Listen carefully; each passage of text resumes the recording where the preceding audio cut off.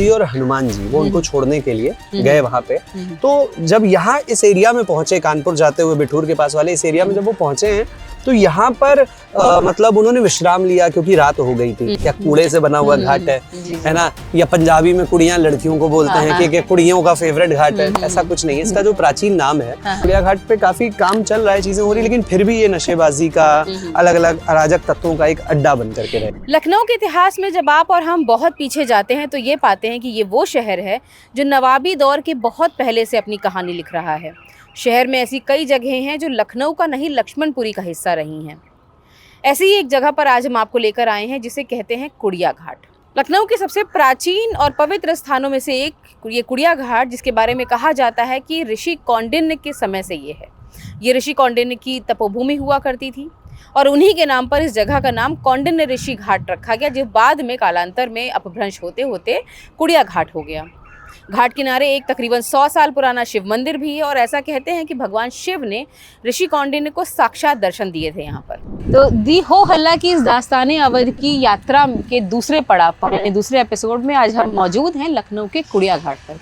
बेहद प्राचीन ऐतिहासिक जगह है यहाँ की, और यहाँ इस जगह का क्या इतिहास है, क्या इसकी विशेषताएं हैं, इन सब के बारे में हम बात करेंगे। हमारे साथ प्रतीक मौजूद हैं। प्रतीक से इन्होंने इस तरह की जो भी जगह लखनऊ में है उस पर काफ़ी कुछ रिसर्च कर रखा है। तो प्रतीक, सबसे पहले तो आपका बहुत बहुत स्वागत है। बहुत बहुत धन्यवाद आंचल जी। प्रतीक, सबसे पहले तो यही जानना चाहेंगे कि ये जो कुड़िया घाट है ये कितना प्राचीन है, क्या इसका इतिहास है? देखिए, अगर प्राचीनता की इसकी बात करी जाए तो हम अवधि काल में भी जा सकते हैं, और प्लस इसके अलावा क्योंकि लक्ष्मणपुर जैसे बोलते हैं लक्ष्मण जी, तो त्रेता युग की बात अगर करें तो त्रेता युग में मतलब का भी इसका, तो युगों से अगर शुरू करें तो त्रेता युग का इसका इतिहास कहलाता है कि इसके ठीक पास में जो हमारा ये पक्का पुल दिख रहा है, इसके पास में एक जगह है जिसमें कहा जाता है कि जिस वक्त श्री राम ने सीता माँ जिस वक्त गई हैं अवध से निकल करके और बिठूर में वो रही आश्रम में जा करके, तो कहा जाता है कि उस दौरान लक्ष्मण जी और हनुमान जी वो उनको छोड़ने के लिए गए वहां पे। तो जब यहाँ इस एरिया में पहुंचे, कानपुर जाते हुए बिठूर के पास वाले इस एरिया में जब वो पहुंचे हैं तो यहाँ पर मतलब उन्होंने विश्राम लिया क्योंकि रात हो गई थी। लक्ष्मण जी ने एक ऊंचे स्थान पर खड़े होकर के यहाँ पर पहरा दिया ऊपर से। उस स्थान को लक्ष्मण टीला बोला जाता है, जिसे आज हम टीले वाला हाँ जी एग्जैक्टली, लक्ष्मण टीला जो उसका प्राचीन नाम है, तो वो बोला जाता है। प्लस उसके अलावा एक चीज यहाँ पर ये भी आती है कि अगर हम मतलब और पास में लेटे हुए हनुमान जी का मंदिर है, तो कहा जाता है कि पाताल से पातालपुरी में रह करके हनुमान जी ने माता की रक्षा करी।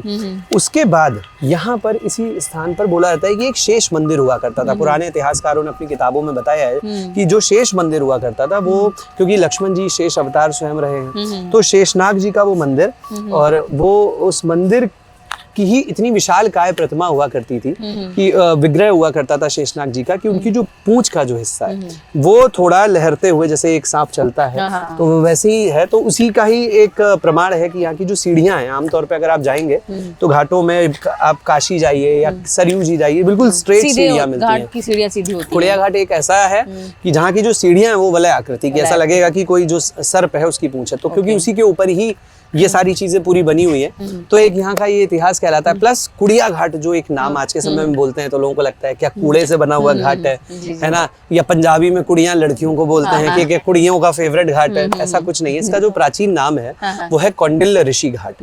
तो कहा जाता है कि कई साल पहले यहाँ पे कौंडिल्य ऋषि जो थे ये उनकी तपोभूमि रही है। यहाँ पे उन्होंने तप किया है आकर के, अपने शिष्यों को बैठ करके वेद अध्ययन कराए हैं। बहुत इसी के आसपास बहुत सारे मंदिर लाइन से बने हैं, तो यहाँ पे इस स्थान पे रह के कौंडिल्य ऋषि ने तपस्या करी, इसीलिए इसको कौंडिल्य ऋषि घाट कहते थे। फिर हाँ बाद में वो आते हाँ वो कुड़िया घाट के नाम से जाने लग गया। और प्लस एक चीज ये भी आपको यहाँ पर बताऊंगा कि जिस दौरान हमारे भारत रत्न श्री अटल बिहारी वाजपेयी जी यहाँ से सांसद थे, तो उस दौरान यहाँ पर काफी कार्य हुआ और इसका रेनोवेशन का काम पूरा कराया गया, और फिर जो आज वास्तविक स्वरूप देखते हैं। लेकिन एक वेदना की बात है कि गोमती नदी जो है, क्योंकि वो लखनऊ की और अवध की जीवनदायिनी नदी और भारत की एकमात्र ऐसी नदी है जो जमीन से निकलती है, उसकी जो हालत है ना वो आज काफी दयनीय भी है।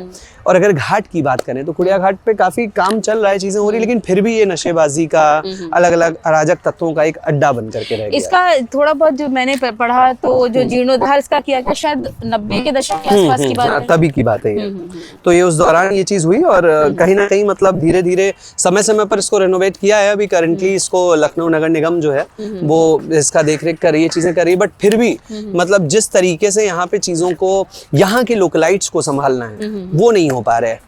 तो वो एक थोड़ी सी वेदना। और इसके पास में, क्योंकि इम्पोर्टेंट इसलिए क्योंकि इसके जस्ट बाद में कलाकोठी घाट है। अच्छा। तो कलाकोठी घाट है, प्लस साथ में मतलब अगर बात करें तो उसके ठीक आगे गुलाला घाट है जो अभी दौर पे कहा गया था और शमशान भूमि है। उसके और आगे बढ़ेंगे तो वो बेटी घाट है यहाँ पे, जो मतलब जहाँ पर भी कई पुराने प्राचीन मंदिर बने हुए हैं। और ये प्रॉपर पूरा ट्रैवल करती हुई जो नदी है, जो अच्छे खासी आबादी को एक तरीके से मतलब पाल रही है, वो कहीं ना कहीं अभी दयनीय स्थिति में।